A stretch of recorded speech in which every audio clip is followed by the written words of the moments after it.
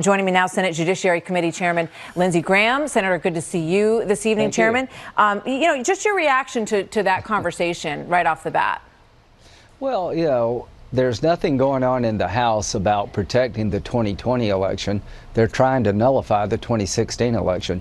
Mueller has spoken. He found no collusion between the Trump campaign and the Russians after 2 years, $25 million, 19 lawyers, and 40 FBI agents. He decided not to bring any charges regarding obstruction of justice because there is no crime here. The bottom line is what the House is doing is politically motivated, trying to destroy the Trump presidency, and I can assure you that we're done with the Mueller investigation in the Senate. They can talk to John Dean until the cows come home. We're not doing anything in the Senate regarding the Mueller report, but we're going to try to harden our infrastructure to protect it against 2020 interference. Well, everybody certainly hopes that that's the case. It feels like everybody talks about that, and I know that you are doing some work on that. But it's alive and well, the Mueller report and the investigation on the campaign trail, which I'm sure will come of no surprise for you. Here's one example. This is Beto O'Rourke from yesterday.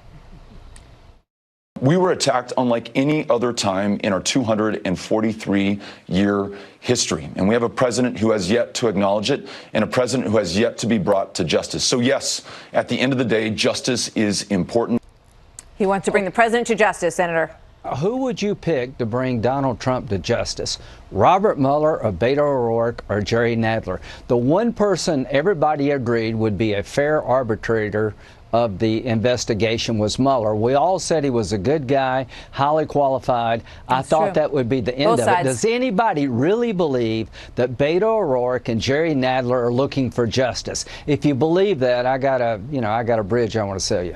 All right, I want to ask you about your discussions with Attorney General William Barr, because before you met with him about this topic of doing this investigation. Today they put out a very interesting letter, which I read a little piece of at the beginning of the show, which makes it clear that their scope is very broad. U.S. intelligence, overseas intelligence, private individuals. What's going on with this?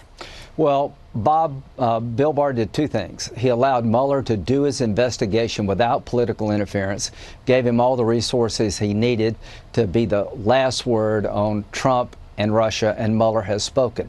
Now what Barr is going to do is open up the second phase of this investigation.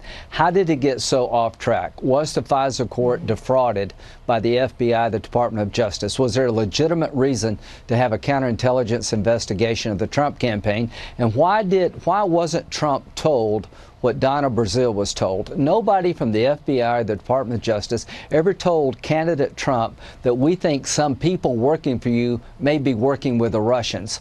Why did they not tell Trump what they told the Democratic Party? Good question. It's a question we've been asking here for quite some time. With regard to, I want to jump two more topics with you if I can, Senator.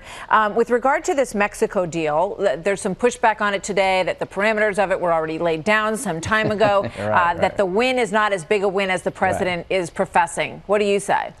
Well, I was talking to the foreign minister of Mexico the day before the deal, and I didn't think we could get there. There were a lot of unresolved issues. I was very involved in this, and the president has delivered a deal that I think will make us far more safer. Mexico is stepping up.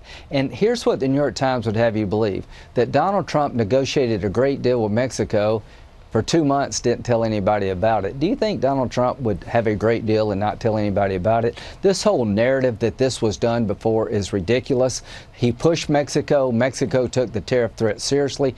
We're going to have better cooperation on the Mexican side, but here's the problem. I wish the Democrats would help President Trump as much as Mexico has. If the Democrats would work with me to change our asylum laws, this would be fixed overnight. Yeah, I mean, that seems like something everybody ought to be able to find some common ground on. Just a quick last question for you. All of this, of course, relates to the border. You're going to speak with the acting director of Homeland Security. And also, it just seems to me that all of this is very quantifiable. You've got 100,000 people crossing every month. We're going to be able to tell in a month what the impact of this is to some extent, right?